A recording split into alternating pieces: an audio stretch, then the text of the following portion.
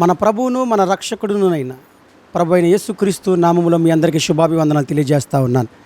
మత్తయి సువార్త 24వ అధ్యాయము 37-38 వచనాల్లో చూసినట్లయితే, నోవాహు దినములు ఎలాగుండెనో మనుష్య కుమారుని రాకడయును అలాగే ఉండును. జలప్రళయమునకు ముందటి దినములలో నోవాహు ఓడలోనికి వెళ్ళిన దినము వరకు వారు తినుచు త్రాగుచు పెండ్లి చేసుకునుచు పెండ్లికిచ్చుచూ ఉండి, జలప్రళయం వచ్చి అందరినీ కొట్టుకొని పోవు వరకు ఎరుగక పోయిరి. అలాగనే మనుష్య కుమారుని రాకడయు ఉండును. చూడండి ప్రియ దేవుని బిడ్డారా, ప్రభు అయిన యేసుక్రీస్తు వారు నా రెండవ రాకడ ఎప్పుడు జరుగుతుంది అని చెప్పి అన్నప్పుడు దానికి కొన్ని విషయాలు వారికి శిష్యులకు ఉన్నటువంటి వారికి చెప్పడం జరిగింది. నోవాహు దినాల్లో ఎలా ఉందో అలాగే మనుష్య కుమారుని రాకడ రెండవ రాకడ కూడా అలాగే ఉంటుంది అని చెప్పి ప్రభు చెప్తా ఉన్నాడు. ఆ దినాల్లో వాళ్ళు ఇష్టానుసారంగా అన్యాయం చేసుకుంటున్నారు, తింటున్నారు, త్రాగుతున్నారు, అన్యాయమైన పనులు చేసుకుంటూ ఉన్నారు. విచ్చలవిడితనం పెరిగిపోయింది. ఆ దినముల్లో నోవాహుని దేవుడు రక్షించుకున్నట్టుగా కనబడతా ఉంది. అలాంటి దినాలే ప్రస్తుతం ఇప్పుడున్నటువంటి పరిస్థితులు కూడా మనం చూస్తూ ఉన్నాం. ఎగ్జాక్ట్గా ఇప్పుడు ఆ దినాలు ఈ దినాలు ఖర్చుగా ప్రభు చెప్పిన ప్రకారంగా సరిపోతూ ఉన్నాయి. ప్రియ దేవుని బిడ్డారా, మీరు గమనించాలి. యేసుక్రీస్తు ప్రభువారు రెండవ రాకడకు, అయ్యా నీ రాకడకును ఈ యుగ సమాప్తికి సూచనలు ఏంటి కొంచెం చెప్పాయి అని చెప్పి శిష్యులు అడిగినప్పుడు యేసుక్రీస్తు ప్రభువారు వారిని కూర్చోబెట్టి మాట్లాడుతూ ఉన్నారు. ఆయన ఒలీవల కొండ మీద కూర్చొని ఉన్నప్పుడు శిష్యులు ఆయన ఎదుగు వచ్చి ఏకాంతంగా వచ్చి ఇవన్నీ ఎప్పుడు జరుగుతాయి అని చెప్పి అడిగినప్పుడు ప్రభువు మొట్టమొదటిగా ఒక మాట మాట్లాడారు. ఎవడును మిమ్మల్ని మోసపరచకుండా చూచుకోండి అని అన్నాడు. అంటే మొట్టమొదటిగానేమో ప్రజలు విచ్చలవిడితనంగా తింటారు, త్రాగుతారు, అన్యాయం చేసుకుంటారని చెప్పి ఒకటి చెప్పాడు. రెండోది, ఎవడును మిమ్మల్ని మోసపరచకుండా చూచుకోండి అని అన్నాడు. అంటే ఇప్పుడు మోసపరిచే వాళ్ళు కూడా ఉన్నారు ప్రస్తుతం. అంటే వాళ్ళ బోధ ఎలా ఉంటుందంటే, ప్రభువునే ఆరాధిస్తున్నాం అంటారు కానీ ఆయన దగ్గరికి వెళ్ళాలంటే ముందు వీళ్ళ దగ్గరికి వెళ్ళాలనేటువంటి బోధ అనమాట. అంటే అది మోసపరిచే బోధ. అది మీకు అర్థం చేసుకోవడానికి ప్రయత్నించండి. ప్రభువునే ఆరాధిస్తారు వాళ్ళు, కానీ ఆయన దగ్గరికి వెళ్ళాలంటే ముందు వేరే వాళ్ళ దగ్గరికి వెళ్ళాలనేది అది మోసపరిచేటువంటి బోధ. అది తర్వాత రెండు చెప్పాను. మూడవది, అనేకులైన అబద్ధ ప్రవక్తలు వచ్చి పలువురిని మోసపరిచెదరు అన్నారు. ఎగ్జాక్ట్గా ఇప్పుడు చాలామంది అబద్ధ ప్రవక్తలు ఉన్నారు. ఇప్పుడు ఇవన్నీ ఎందుకు చెప్తున్నానండి అని అంటే, యేసుక్రీస్తు ప్రభు రావడానికి సూచనలు ఇవన్నీ కూడా జరుగుతున్నాయి కాబట్టి ఆయన తొందరగానే రాబోతున్నాడని చెప్పి నేను మీకు తెలియజేస్తా ఉన్నాను. అబద్ధ ప్రవక్తలు కూడా ఉన్నారు. అలాగే ఇప్పుడున్నటువంటి దినాల్లో వాక్యం ప్రకటించే వాళ్ళు తక్కువ అవుతారు, ఏవేవో మాయ గారడి ఇవన్నీ చేసేవాళ్ళు ఎక్కువైపోతారు అని కనబడుతుంది. ఈ రోజుల్లో కూడా వాక్యం కరువు అవుతుంది.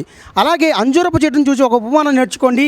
అంజూరపు కొమ్మ లేతదై చిగురించినప్పుడు వసంతకాలం ఇంకా సమీపమని మీకు తెలియను అని చెప్పని అన్నాడు. అంజూరపు చెట్టు అని అంటే ఏంటి అంటే, ఇశ్రాయేలీలు దేశంగా ఏర్పడ్డారు. వాళ్ళు 1947లో May 14న వాళ్ళు ఒక దేశంగా ఏర్పడ్డారు. వాళ్ళే అంజూరపు చెట్టు. ఆ కొమ్మ లేతదై చిగురించింది అంటే ఇశ్రాయేలీలు మరలా వేరుపారు స్థిరపడ్డారు. ఆయన రెండో రాకడ జరగాలంటే ముందు ఇశ్రాయేలీలు తమ సొంత భూభాగంలోకి రావాలి. ఎగ్జాక్ట్గా వాళ్ళు వచ్చారు. ఇప్పటికీ 70 సంవత్సరాలు ఇంచుమించుగా జరిగిపోయింది. సో ఆయన రావడానికి ఈ అంజురపు కొమ్మ లేతదే చిగురించినట్టుగా ఇశ్రాయేలీలే వారి భూభాగంలో నిలబడ్డారని మీకు తెలియజేస్తూ ఉన్నాను. తర్వాత మీరు యుద్ధముల గురించి, యుద్ధ సమాచారం గురించి వింటారు అని చెప్పి అన్నారు. చాలా దేశాలకి యుద్ధాలు. నేను ఆ దేశాల పేర్లు ఇప్పుడు చెప్పలేను నాకు ఉన్నటువంటి సమయాన్ని బట్టి.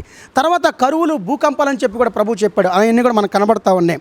అలాగే ఈ రాజ్య సువార్త సకల జనములకు ప్రకటించబడును అని అన్నారు. అంటే యేసుక్రీస్తు ప్రభు యొక్క సువార్త నలుమూలలా వ్యాప్తి చెందాలి, అది మొత్తం ఫుల్ఫిల్ అవ్వాలి. ఎవరికి కూడా యేసు ప్రభు నాకు అయ్యా నీ సువార్త నాకు రాలేదయ్యా అని చెప్పి అనడానికి లేకున్నట్లుగా అందరికీ ప్రకటించాలి అని చెప్పాను. అందరికీ ఈరోజు చూడండి ఎంతోమంది సేవకులు వాక్యం ప్రకటిస్తున్నారు, చాలామంది నలుమూలలో వెళ్తున్నారని మీకు కనబడతా ఉంది.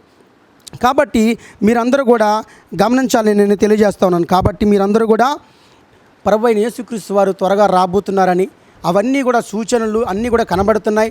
యుద్ధాలు, అబద్ధ ప్రవక్తలు, మోసపరుచు బోధ నోవాహు దినాల్లో ఉన్నట్టు అంజూరపు కొమ్మ లేతదై అనగా ఇశ్రాయేలీలు చిగురించారు, ఫలిస్తున్నారు. ఇవన్నీ కూడా యేసుక్రీస్తు ప్రభు వాకిటి యొద్దే ఉన్నాడని చెప్పి తెలుసుకొని ప్రియ దేవుని బిడ్డ, ఇంతకాలం తిరిగింది వదిలిపెట్టేసే యేసు ప్రభు దగ్గరికి వచ్చి మారు మనసు పొంది, ప్రభువా నన్ను క్షమించిన ఆయన, నువ్వు చెప్పినట్టుగానే లేఖనాల ప్రకారంగా అన్నీ జరుగుతున్నాయి, అబద్ధ ప్రవక్తలు ఉన్నారు, మోసపరిచే బోధ ఉంది, చాలామంది విచ్చలవిడితనంగా జీవిస్తున్నారు అని నువ్వు గమనించి యేసుక్రీస్తు ప్రభుని కనుక నువ్వు అంగీకరించినట్లయితే నిన్ను తన పరలోక రాజ్యంలో తీసుకెళ్తాడు. ఇవంతా కూడా మేము ఎప్పటి నుంచో వింటున్నాం కదండి, ఆయన ఎప్పుడు వస్తాడు అని అంటే దీనికి కూడా సమాధానం ఉంది.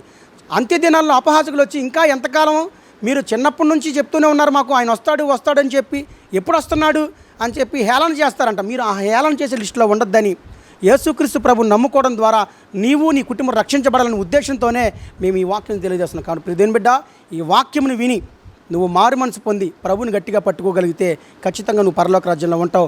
ఆయన వాకిటి వద్దే ఉన్నాడు. ఆ తర్వాత వచ్చిన టైంకి నువ్వు మారు మనసు పొందకపోతే అది ఫలితమేమీ లేదు. కాబట్టి ఈ మాటలు మీ హృదయంలో దేవుడు దీవించి ఆశీర్వదించిన కాక. ప్రార్థన చేసుకుందాం. స్తోత్రములు తండ్రి, పరిశుద్ధుడు విన్న మా ప్రభువా, నీకు వందనాలు, స్తోత్రాలు నాయన. రెండవ రాకడకు నాయన కొన్ని సూచనలు మాకున్నటువంటి సమయంలో ఆయన మీరు మాకు తెలియజేశారు. అందరిని బట్టి స్తుతిస్తున్నాం, గణపరుస్తున్నాం. ఎవరైతే ఈ వాక్యమును విని ప్రభువు చెప్పినట్టుగానే ఇవన్నీ జరుగుతున్నాయి అని గ్రహించి ప్రభువును గట్టిగా అంగీకరించి విశ్వాసముతో రక్షింపబడి నీ రాజ్యంలో ఉండేవారిగా వారిని దీవించమని, ఈ వాక్యం వినేవారందరినీ హృదయంలో భద్రపరచమని ప్రార్థన చేస్తా ఉన్న జ్ఞాపకం చేసుకుని ఆయన. అదే రీతిలో మా బిడ్డలు నాయన ఎంతమంది అయితే ఈ వాక్యం వింటున్నారో వారందరి కుటుంబంలో ఉన్నటువంటి సమస్యలన్నీ నీవు ఎరిగి ఉన్నావు నాయన. ఆర్థికంగా, ఆరోగ్యంగా, ఆత్మీయంగా వారిని జ్ఞాపకం చేసుకుని ఆయన. బిడ్డలకు చదువుల కొరకు, బిడ్డల యొక్క ప్రయాణాల కొరకు, బిడ్డలకు ఉద్యోగాల కొరకు, వ్యాపారాల కొరకు, అనారోగ్యాల కొరకు నేను ప్రార్థన చేస్తాను. గర్భఫలం లేని వారి కొరకు ప్రార్థన చేస్తున్నాను అయ్యా. నీ కృపతో జ్ఞాపకం చేసుకొని ఎవరైతే ఈ వాక్యం వింటున్నారో వారి కుటుంబంలో అద్భుతమైన కార్యములు జరిగించమని నా తండ్రి అయిన దేవునికి, నా ప్రభువైన యేసుక్రీస్తు నామమున ప్రార్థించి వేడుకుంటున్నాము తండ్రి. ఆమేన్, ఆమేన్, ఆమేన్. ప్రియ దేవుని బిడ్డలారా, ఈ వాక్యం మీకు ఆశీర్వాదకరంగా ఉండేది కనుక ఛానల్ సబ్స్క్రైబ్ చేసుకోండి, లైక్ చేయండి, అనేకులకు షేర్ చేయండి. God bless you, God bless to all. షాሎም, షాሎም టు ఆల్.